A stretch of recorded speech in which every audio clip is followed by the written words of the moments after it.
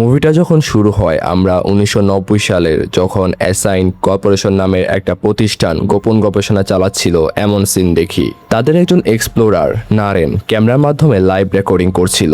সে একটি অদ্ভুত এবং ভীতিকর মাল্টি ডাইমেনশনাল জায়গায় পৌঁছে গিয়েছিল যাকে ব্যাকরুম বলা হয়, যেখানে শুধু হলুদ রঙের অসংখ্য লম্বা করিডোর দেখা যায় যা চারদিকে ছড়িয়ে রয়েছে। সে সম্পূর্ণ আতঙ্কিত এবং যে কোনো উপায়ে সেখান থেকে বের হতে চায়। ঠিক তখনই তার নজর পড়ে মেঝেতে যেখানে কিছু তার বা কেবল পড়ে রয়েছে। তাদের অনুসরণ করতে করতে সে একটা ঘরে পৌঁছে যায় যেখানে ভিডিও আর ক্যামেরার প্রচুর ইনস্ট্রুমেন্ট রাখা রয়েছে। নারেন তাৎক্ষণিকভাবে সেখানে রাখা একটা বড় বক্স দরজার সামনে টেনে এনে ব্লক করে যাতে কেউ ভেতরে না আসতে পারে। এরপর সে রেডিওর মাধ্যমে তার সঙ্গীদের সঙ্গে যোগাযোগ করার চেষ্টা করে। সে জানায় যেন তার টিম তো বিচ্ছিন্ন হয়ে রয়েছে, এখন তার হেল্পের প্রয়োজন। আর এই সময় একটা পাশের ঘর থেকে অদ্ভুত শব্দ শোনা যায়। ভয়ে ভয়ে নারেন সেই শব্দের দিকে এগিয়ে যায়, কিন্তু দেখা যায় যে সেটা শুধু একটা পাখি যে তার মতো এই ব্ল্যাক রুমে আটকা পড়েছে। কিছুক্ষণের জন্য সে স্বস্তি পেয়ে নারেন আবার সামনে এগোতে শুরু করে। যতই সে ভেতরে যাচ্ছে জায়গাটা তার ততই অদ্ভুত মনে হচ্ছে। কিছু আসবাবপত্র অসমাপ্ত অবস্থায় পড়ে আছে আর অনেক জায়গা বাস্তব জগতের বাজে নকলের মতো লাগে। কিন্তু শীঘ্রই নারেন বুঝতে পারে যে সে সেখানে একা না। স্টিল লাইফ নামের একটা ভয়ঙ্কর প্রাণী তার পেছু নিতে শুরু করে। নারেন আতঙ্কে দৌড়াতে থাকে এবং লুকানোর বা বাঁচার জায়গা খোঁজে, কিন্তু সে সফল হয় না এবং শেষ পর্যন্ত সে ভয়ানক প্রাণীর আক্রমণের শিকার হয়। অন্যদিকে অ্যাসাইনকে বিজ্ঞানীদের তাদের পর্দার এসব ঘটনা দেখতে থাকেন, কিন্তু চাইলেও নারেনকে কোনো সাহায্য তারা করতে পারে না। এখন গল্পটি অনেক বছর পর প্রেজেন্ট টাইমে চলে আসে, যেখানে ডক্টর ম্যারি কেইন নামের একটা মহিলা বিষণ্ণ মনে তার শৈশবের বাড়িটিকে ভেঙে পড়তে দেখছেন। তিনি নিজের এবং তার মায়ের হাতের ছাপ স্মৃতি হিসাবে রাখার সিদ্ধান্ত নেন, যেগুলো তিনি ছোটবেলা তার মায়ের সঙ্গে তৈরি করেছিলেন। এরপর আমাদের পরিচয় করানো হয় ক্লার্কের সাথে। সম্প্রতি তার স্ত্রী তাকে ছেড়ে চলে গিয়েছে। এরপর থেকে সে মারাত্মক মাদকাসক্তি এবং মানসিক অস্থিরতার সাথে লড়াই করছে। সে ক্যাপ্টেন ক্লার্কস অটম্যান এম্পায়ার নামে একটা আসবাবপত্রের দোকান চালায়, কিন্তু সেটিও প্রায় বন্ধ হয়ে গিয়েছে। কাজের পর ক্লার্ক মিস্টার ম্যারি ক্লায়েন্টের একটি থেরাপি সেশনে যায়, যেখানে তার সমস্যাগুলো শেয়ার করে এবং বলে যে সে যেন একাকিত্ব বোধ করছে এটা সলিউশন দিতে। ম্যারি তার স্ত্রীর রোল প্লে করে তাকে জিজ্ঞেস করে যে কেন তার বিয়ে ভেঙে গেল। ক্লার্ক জানায় যে তার বিয়েটা ভেঙেছে তার রাগের কারণেই। এমনকি তার স্ত্রী তাকে বাড়ি থেকে বের করে দেওয়ার পরেও সে বাড়ির খরচ এবং সব বিল দিয়ে যাচ্ছে। ক্লার্ক জানায় যে একদিন কাজের চাপে বাড়ি ফিরে তার স্ত্রীর সঙ্গে বাকবিতণ্ডা হয় এবং সে রাগে একটা গ্লাস ভেঙে ফেলে। সে অভিযোগ করে যে সবসময় বিল তার টাকার চিন্তা তার উপর থাকতো, কিন্তু তার সাহায্য করার মতো কেউই নেই। সে আরও বলে যে তার স্ত্রীর জন্য অনেক কিছু করেছে সে, এমনকি পড়াশোনার ফিসও সে দিয়েছে। ম্যারির সামনে এই রাগ আর ফ্রাস্ট্রেশন প্রকাশ করার পর সে অনেক হালকা অনুভব করত। পরে ক্লার্ক ক্যাপ্টেন ক্লার্ক নামে একটা জলদস্যু সাজে এবং তার অ্যাসিস্ট্যান্ট ম্যানেজার ক্যাট আর তার বয়ফ্রেন্ড ববির সঙ্গে দোকানে একটা বিজ্ঞাপন শ্যুট করার চেষ্টা করে, যাতে ডিসকাউন্ট দিয়ে নতুন গ্রাহকদের একটু ইমপ্রেস করা যায়। কিন্তু ক্লার্ক যে চেয়ারে বসে তার ভাঙা পড়ে এবং সব গোলমাল হয়ে যায়। পরে ক্লার্ক দোকানে বিদ্যুতের সমস্যাগুলো সলভ করার জন্য একটা ইলেকট্রিশিয়ানের সাথে দেখা করে, কারণ তার দোকান প্রায় বন্ধ হওয়া সত্ত্বেও বিদ্যুতের বিল অস্বাভাবিকভাবে বেশি আসতো। তারা দুজন দোকানের বেসমেন্টে বিদ্যুতের প্যানেল খুঁজে।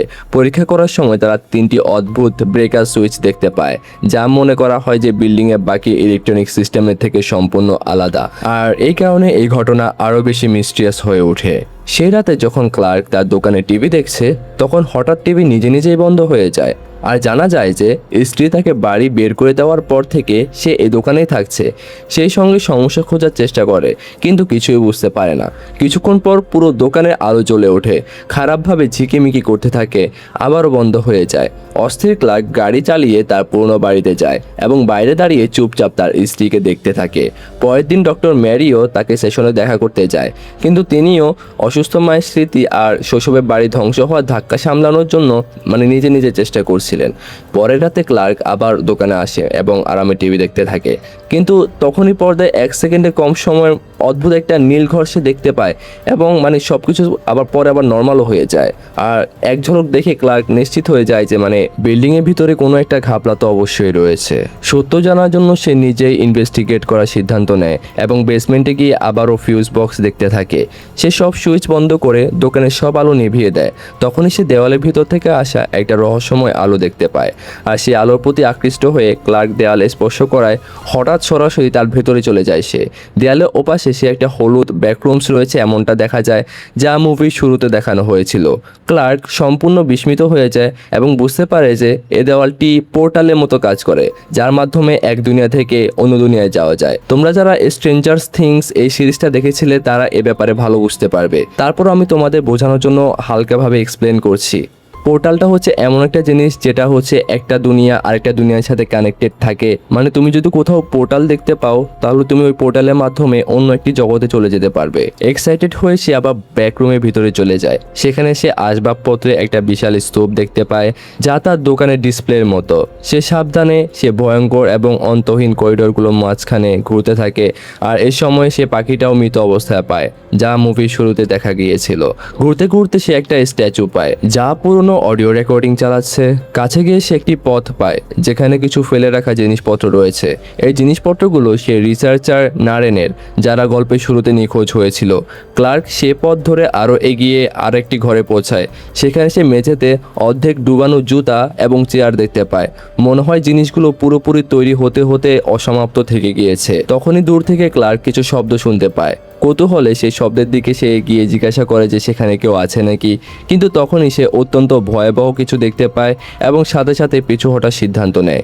দুর্ভাগ্যবশত স্টিল লাইফ নামক সে ভয়ঙ্কর কঙ্কাল সদৃশ প্রাণীটি তার পিছু নিতে শুরু করে। ক্লার্ক দৌড়ে সে জায়গায় পৌঁছে যায় যেখান থেকে ব্যাকরুমসে সে এসেছিল। কোনোরকম সঠিক পথ খুঁজে বের করে সে তার নিজের বেসমেন্টে ফিরে আসে, কিন্তু যাওয়ার আগে সে একটা সেই রহস্যময় দুনিয়ার আসবাবপত্রের একটা টুকরা নিজের সাথে করে নিয়ে এসেছে। ভয়ের সাথে সাথে এখন তার ভেতরে রহস্যময় জায়গা নিয়ে একটা বিপজ্জনক অবসেশনও তৈরি হতে যাচ্ছে। যদিও সে জানে না যে অ্যাসাইন কর্পোরেশনের একজন বিজ্ঞানী ফিল ব্যাকরুমে লাগানো সিসিটিভি ক্যামেরার মাধ্যমে প্রতিটা নড়াচড়া মানে সব মুভমেন্ট দেখতে পাচ্ছে। ক্লার্ক আবার ডক্টর মেরি ক্লায়েন্টের কাছে যায় এবং তাকে ব্যাকরুম সম্পর্কে সব জানানোর চেষ্টা করে। সে বলে যে তার দোকানের ভেতর এমন একটা জায়গা সে আবিষ্কার করেছে যা কোনো অন্তহীন সাবসিস্টেম বা কখনো শেষ না হওয়া ভুলাইয়ার মতো। সে ম্যাপ দেখিয়েও তার কথা বোঝানোর চেষ্টা করে, কিন্তু ম্যারি তার কথা বিশ্বাস করে না। তার মনে হয় যে ক্লার্ক একদম মদ্যপান করেছে এবং তার অবস্থা খারাপ, মানসিক অবস্থা ফলাফল, এই জন্য সে এসব বকছে। হতাশ ক্লার্ক শপথ করে যে সে প্রমাণ করে ফিরবে এবং ম্যারি তার কথা বিশ্বাস করতে বাধ্য হবে। এরপর সে তার দোকানে কাজ করা ক্যাট আর ববির সাথে দেখা করে এবং তাদের দোকানের নিচে লুকানো সে রহস্যময় জায়গাটা দেখতে তদন্ত করতে তাদেরকে রাজি করিয়ে ফেলে। সে তাদের একটা ক্যামেরা আনতে বলে যাতে সবকিছু রেকর্ড করা যায়। কিছু ঘন্টা পর তিনজন তাদের মিশনে বেরিয়ে পড়ে। ক্যাট আর ববি হেসে ফেলে যখন ক্লার্ক বলে যে সত্যি দেওয়ালের ভেতর দিয়ে তারা যেতে পারবে, কিন্তু হাসি মুহূর্তেই উড়ে যায় যখন ক্লার্ক তাদের সরাসরি দেয়ালের ভেতর চলে যায়, মানে তাদের সামনেই। তারা শক হয়ে যায়, ভয় জমে যায়, কিন্তু ক্লার্ক তাদেরকেও ভিতরে আসতে উৎসাহিত করে। শেষ পর্যন্ত তারাও সে অদ্ভুত দুনিয়ায় প্রবেশ করে। ক্যাটের কাছে সবকিছু মানে একদম অদ্ভুত মনে হচ্ছিল, কিন্তু ক্লার্ক তাদের দুজনকে তার পেছনে পেছনে সে অন্তহীন করিডোরগুলোতে নিয়ে এগিয়ে যায়। তারা যা কিছু দেখে সব ক্যামেরা রেকর্ড করতে থাকে। এগিয়ে যেতে যেতে ক্লার্ক নিরাপত্তার জন্য ববির কোমরে একটা দড়ি বেঁধে দেয়, যাতে ক্যামেরা সহ একটি সংকীর্ণ পথে পাঠিয়ে দিয়ে জানা যায় যে সামনে কি রয়েছে। ক্লার্ক এবং ক্যাট মিলে ববিকে দড়ির সাহায্যে নিচে নামায়। ববি সরু করিডোর পেরিয়ে একটা ঘরে পৌঁছায়। সেখানে সে মেঝেতে ছড়িয়ে ছিটিয়ে থাকা কাপড়ের স্তূপ দেখতে পায়। তখনই সামনের ঘরে আলোর নিচ থেকে ঝিকিমিকি করতে শুরু করে দেয়। হঠাৎ সামনে সে স্টিল লাইফের মুখোমুখি হয়ে যায়। সে ভয়ে সে সাথে সাথে দৌড়াতে শুরু করে। উপরে ফিরে এসে ক্লার্ক সতর্ক করে যে নিচে বিপজ্জনক কিছু রয়েছে। আর কেউ কিছু করার আগেই ববির সাথে সে বাধা দড়িটা হঠাৎ টান দিয়ে স্টিল লাইফ তাকে নিচের দিকে টানতে থাকে। ক্যাটার ক্লার্ক তাকে বাঁচানোর চেষ্টা করে, কিন্তু শেষ পর্যন্ত ববি চিৎকার করতে করতে অন্ধকারের দিকে চলে যায়। মুহূর্তে ক্লার্ক আর ক্যাটের উপরও আক্রমণ হয়। দুজন সে সরু পথ দিয়ে নিচে পড়ে যায় এবং তাদের চোখের সামনে স্টিল লাইফকে ববিকে দেওয়ালে ওপাশে টেনে যেতে দেখে। ক্যাটের সাথে ববি বাঁচাতে বুলবুলাইয়ের ভেতর দৌড়ায়, কিন্তু সেও রহস্যজনকভাবে অদৃশ্য হয়ে যায়। এখন ক্লার্ক সম্পূর্ণ ভয়ে জমে যায়। সে বের হওয়ার পথ খোঁজা শুরু করে দেয়, কিন্তু তার মনে থাকে না যে সে আসলে কোন ওয়ে দিয়ে এখান থেকে এসেছিল। ঘুরতে ঘুরতে সে একটা অদ্ভুত ঘর পায় যেখানে একটি ক্রিসমাস ট্রি রাখা। আর এখানে রহস্যময় স্টিল লাইফ নারী তার দিকে এগোতে থাকে। ক্লার্ক আতঙ্কে দৌড়ায় এবং নিজেকে একটা বাথরুমের মতো অন্তহীন জায়গায় আটকে ফেলে। কিছুক্ষণ পর সে দেওয়ালের উপাস থেকে ক্যাটের আওয়াজ শুনতে পারে। সমস্যা হলো যে আওয়াজ কোন দিক থেকে আসছে তার কোনো ধারণা পাওয়া যায় না। ঠিক তখনই স্টিল লাইফ ফেলে দেওয়া ক্যামেরাটা তুলে নেয় এবং ধীরে ধীরে তার দিকে এগোতে থাকে। এই সময় ডক্টর ম্যারি তার অতীত স্মরণ করে। তার মনে পড়ে সে ছোটবেলায় তার মা বাড়ির সব জানলা দরজা কাগজ দিয়ে ঢেকে রাখতেন এবং তাকে সবসময় বাইরে যেতে সতর্ক করতেন। তার মানসিক রোগের কারণে তিনি বাইরের জগৎকে অত্যন্ত বিপজ্জনক মনে করতেন। হঠাৎ সে স্মৃতি থেকে ফিরে এসে ম্যারি আবার সে পুরনো আঙুলের ছাপগুলো দেখতে থাকে। তখনই তার অ্যান্সারিং মেশিনে ক্লার্কের একটা বার্তা আসে, আর সেখানে বলা হয় যে সে আর কখনো ফিরবে না। এই কথা শুনে ম্যারি চিন্তিত হয়ে যায় এবং সাথে সাথে ক্লার্কের দোকানের দিকে রওনা হয়। আর অন্যদিকে অ্যাসাইন কর্পোরেশনের বিজ্ঞানী ফিলও তার বাড়িতে টিভিতে ক্লার্কের দোকানের বিজ্ঞাপন দেখে ক্লার্কের মুখ চিনতে পারে। এদিকে ম্যারি এখন ক্লার্ককে খুঁজতে খুঁজতে তার দোকানের ভিতর পৌঁছে যায়, কিন্তু সেখানে কেউ নেই। সে বেসমেন্টে চলে যায়। সেখানে তাকে ক্লার্কের তৈরি ব্যাকরুমে ম্যাপ এবং আঁকা সে নকশাগুলো দেখতে পায়। সে সবকিছু মন দিয়ে দেখতে থাকে। তখনই তার সামনে একটা মাছি সরাসরি দেওয়ালের ভিতর ঢুকে চলে যায়। এটা দেখে সে অবাক হয়ে যায়। সাবধানে সে তার হাত দেওয়ালের ভিতর ঢুকিয়ে দেয় এবং বুঝতে পারে যে ক্লার্ক সত্যি বলছিল। বিপদ বুঝতে পেরেও কিন্তু সে ক্লার্ককে তখন হেল্প করার জন্য সে দুনিয়ায় প্রবেশ করে। ভেতরে গিয়ে সে ক্লার্ককে ডাকতে ডাকতে করিডোরগুলোতে ঘুরতে থাকে। অনেকক্ষণ পরে সে এমন একটা ঘরে পৌঁছায় যেখানে দেওয়ালে একটা ভয়ঙ্কর ছবি আঁকা থাকে, আর সেই ছবিতে মনস্টারের মতো মানুষদের হত্যা করতে দেখা যায়। আর তখনই তার পেছনে ক্লার্ক এসে উপস্থিত হয়। যখন ম্যারি জিজ্ঞাসা করে যে তারা শেষ পর্যন্ত কোথায় গিয়ে পৌঁছেছে, তখন ক্লার্ক রহস্যময় ভঙ্গিতে বলে যে এই জায়গাটিতে সেই সব জায়গার মিশ্রণ রয়েছে যেখানে আমরা কখনো ছিলাম। কিন্তু সে আর কিছু বোঝানোর আগেই করিডোরে একটা তীব্র শব্দ প্রতিধ্বনিত হয়, আর ক্লার্ক ম্যারিকে শান্ত থাকতে বলে, কিন্তু হঠাৎ তাকে গলা টিপে তাকে অজ্ঞান করে ফেলে। ম্যারি আবার তার অতীতের স্মৃতিতে হারিয়ে যায়। সেই ছোটবেলায় সে মুহূর্তটি দেখে যখন হাসপাতালে কর্মীরা তার মাকে মেডিকেল ওয়ার্ডে নিয়ে যাচ্ছিল এবং তাকে বাড়িতে একা ফেলে রাখা হয়েছিল। এক মুহূর্তের জন্য তার মনে হয় তার বেদনাদায়ক স্মৃতিগুলো এখন ব্যাকরুমসের অংশ হয়ে গিয়েছে। যখন ম্যারি জ্ঞান ফেরে তখন সে নিজেকে একটা ডাইনিং রুমের মতো জায়গায় একটা চেয়ারে বাঁধা অবস্থায় দেখতে পায়, যেখানে ক্লার্কের সাথে তিনটা অদ্ভুত স্টিল লাইফও উপস্থিত রয়েছে। ক্লার্ক তাকে জানায় যে সে ব্ল্যাক রুমসের বাইরের জগতের জিনিসগুলো নকল তৈরি করে। যখন কোনো মানুষ সেখানে আসে তখন তার স্মৃতির ভিত্তিতে মানুষ এবং সে জায়গাগুলো কপি করার চেষ্টা করে, কিন্তু এই কপিগুলো কখনো পুরোপুরি সঠিক হয় না এবং বিকৃত রূপ নেয়। সে ম্যারিকে দেখায় যে এই প্রাণীগুলো ব্যথা বা আবেগের কোনো প্রভাব অনুভব করতে পারে না, এমনকি এখন তারা তার কাছে শুধু একটা খাবারের জিনিস হয়ে গিয়েছে। এরপর সে ফ্রিজ খুলে ম্যারিকে ক্যাটের কাটা মাথা দেখায়। এতে স্পষ্ট হয়ে যায় যে ক্যাটও ব্যাক রুমসের ভিতরে মারা গিয়েছে। ম্যারি আতঙ্কে তাকে ছেড়ে দেওয়ার রিকোয়েস্ট করতে থাকে, কিন্তু ক্লার্ক শুধু এই কথাটি শুনতে চায় যে তার বিয়ে ভেঙে যাওয়ার জন্য তার কোনো দোষ ছিল না। এরপর সে সেখানে দাঁড়িয়ে থাকা স্টিল লাইফ নারী মাথা থেকে চুল নিয়ে ম্যারির উপর লাগিয়ে দেয় এবং তাকে স্ত্রী ভেবে ক্ষমা চাইতে শুরু করে। সে বারবার বলে যে তার সম্পর্কের জন্য সে সবকিছু করেছিল। আসলে ব্যাকরুমসে ক্লার্কের জন্য একটা দুনিয়া তৈরি করে ফেলেছিল নিজে, যেখানে সে তার ভুল এবং ব্যর্থতা থেকে পালাতে পারত। সেখানে তাকে কখনো নিজেকে ভুল মানতে হতো না এবং সে সবসময় সঠিক প্রমাণ করতে পারত নিজেকে।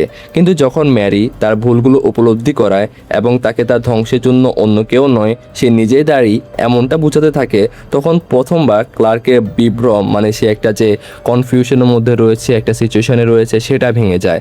ইমোশনাল হয়ে সে ম্যারিকে মুক্ত করে ফেলে। কিন্তু তখনই তার পেছনে দাঁড়িয়ে থাকা স্টিল লাইফটি তখন হঠাৎ দৌড়ে পালিয়ে যায়, আর ঠিক সেই সময় ক্যাপ্টেন ক্লার্কের রূপে এক ভয়ঙ্কর মনস্টার সেখানে এসে হাজির হয়ে যায়। এটা কোনো সাধারণ প্রাণী নয়, বরং ক্লার্কের ভেতরে লুকানো রাগ, অহংকার, অপমানবোধ এবং ব্যর্থতার একটা বিকৃত রূপ, যাকে ব্যাকরুমসে আসল দানবের রূপ দিয়েছিল। ক্লার্ক তাকে শান্ত করার চেষ্টা করে যেন সে তার নিজের অন্ধকার ব্যক্তিত্বের মুখোমুখি হচ্ছে, কিন্তু মনস্টার তার কোনো কথা শোনে না এবং বর্বরভাবে তার গলা কামড়ে তাকে সেখানে হত্যা করে ফেলে। শেষ পর্যন্ত ক্লার্ক নিজের অন্ধকার ব্যক্তিত্বের শিকার হয়ে যায়, আর ম্যারি সেখান থেকে কোনো রকম পালিয়ে যায়। পালাতে পালাতে সে ব্যাকরুমসে এমন একটি অংশে পৌঁছে যায় যেখানে ক্যাট এবং ববির এলাকার অদ্ভুত এবং বিকৃত নকলের মতো দেখাচ্ছিল, কিন্তু ক্যাপ্টেন ক্লার্কের স্টিল লাইফে এখনও তার পিছু নিচ্ছে। নিজের প্রাণ বাঁচাতে দৌড়াতে গিয়ে ম্যারি গুরুতর আহত হয় এবং তার চলাই কঠিন হয়ে পড়ে। ঠিক তখনই ক্যাপ্টেন ক্লার্ক তার খুব কাছে এসে যায়। বাঁচার চেষ্টায় ম্যারি একটা সরু পথ ধরে উঁচু জায়গায় পৌঁছায়, যেখান থেকে তাকে ব্যাকরুমসের ভয়ঙ্কর এবং বিশাল দুনিয়ার দৃশ্য দেখতে পায়। কিছুক্ষণ ঘুরে বেড়ানোর পর সে এমন একটি এলাকায় পৌঁছায় যা ক্লার্কের আসবাবপত্রের দোকানের কপির মতো। সে কিছু বুঝে ওঠার আগেই ক্যাপ্টেন ক্লার্ক তাকে খুঁজে বের করে।